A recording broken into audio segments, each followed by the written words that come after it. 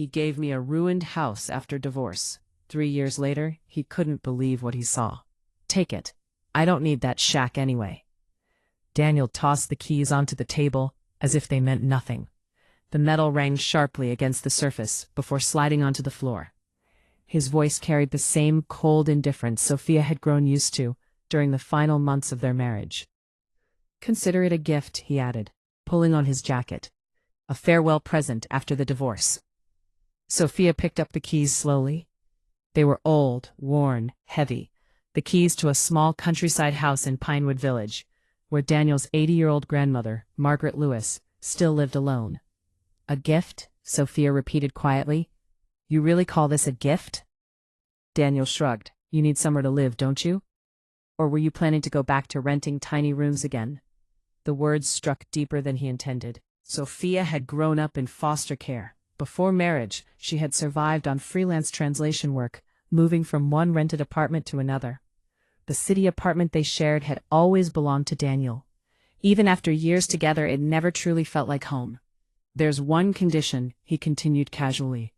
Grandma's health is getting worse. Memory problems, doctors say. She doesn't have much time left. Just keep an eye on her. Do your good deed. Maybe life will reward you. Sophia tightened her grip on the keys. 3 years ago, Daniel used to speak about his grandmother with warmth. Stories about summers in the village, homemade pies, and long evenings in the garden. Now she had become an inconvenience, something to pass along like unwanted furniture. The house is falling apart anyway, he added. The fence is broken, the roof leaks, no plumbing. But it's still a roof over your head. When she's gone, sell it or do whatever you want. He spoke about his grandmother's death as if discussing an old appliance ready to be thrown away. After he left, Sophia sat alone in the half-empty apartment for hours. Outside, October rain tapped against the windows.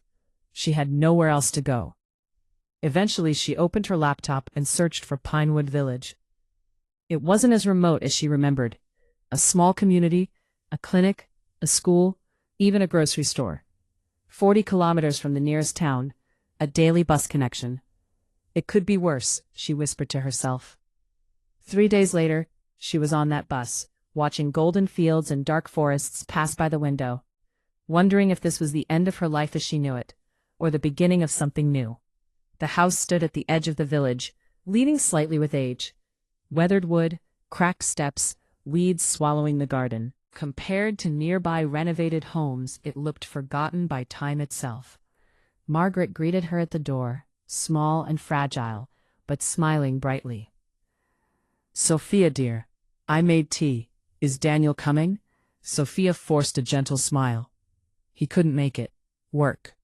Inside, the house felt even older. The stove smoked, the floor creaked, and the air carried the smell of damp wood.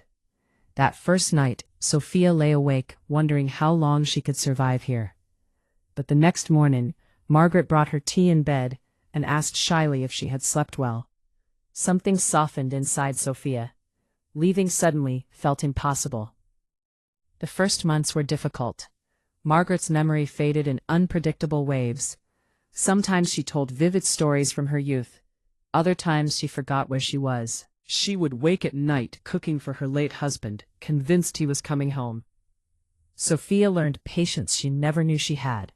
She continued her translation work online, earning just enough to survive.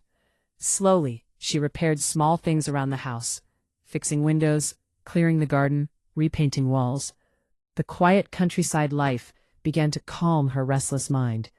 Then everything changed when a neighbor introduced her to Victor Hayes, a local farm owner struggling with international contracts. He needed someone fluent in English to manage communication with European buyers. Sophia accepted the temporary job, unsure of herself at first, but within weeks her skills transformed the business. Orders increased, partnerships expanded. For the first time in her life, she earned real money. With stable income, she repaired the roof, fixed the heating, and eventually installed running water. Margaret watched the transformation with childlike joy. You brought life back into this house, she would say. Winter came harsh and unforgiving. Margaret fell seriously ill with pneumonia, and Sophia barely slept for weeks, caring for her day and night. During one rare moment of clarity, the old woman asked softly, "Why did you stay? Out of pity?" Sophia shook her head. "Because this feels like home." From that moment, their bond changed.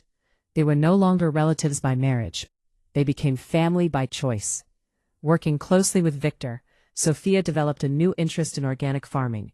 She began growing herbs in the abandoned greenhouse behind the house. Basil, spinach, specialty greens. The first harvest exceeded expectations, and European buyers quickly showed interest. What started as an experiment grew into a business. Within 2 years, the property transformed completely. New greenhouses appeared. Orders came regularly from abroad. Sophia became a business partner, then an entrepreneur in her own right. Margaret, healthier and happier than she had been in years, proudly introduced Sophia to everyone as her granddaughter. Eventually, the old house was replaced with a modern, comfortable home built on the same land, warm, bright, full of life. 3 years passed. One sunny afternoon, a black SUV stopped at the gate. Sophia recognized Daniel immediately. He stepped out slowly, staring in disbelief at the modern house, the rows of greenhouses, the paved paths, the employees moving confidently around the property. The woman beside him, young, stylish, impatient, looked equally confused. "This is the place?" she asked. Daniel didn't answer. Sophia approached calmly. "Hello, Daniel." She stood confidently now, no trace of the insecure woman he had once dismissed. "What happened here?" he asked hoarsely. "Work," she replied simply, "and time." Inside the house, his shock only deepened. Certificates lined the walls, photographs from agricultural exhibitions, evidence of success everywhere. "And Grandma?" he asked suddenly. "Is she—" "I'm right here," Margaret's voice interrupted from behind. She entered the room slowly but proudly, standing straighter than Sophia had ever seen her. Daniel rushed forward, arms open. "Grandma, I missed you so much." She stepped back.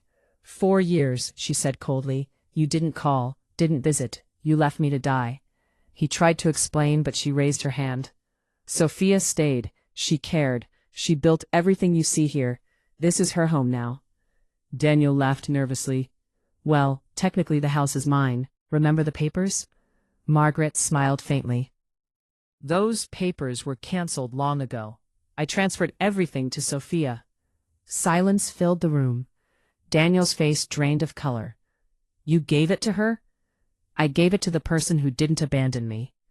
Minutes later, the SUV drove away.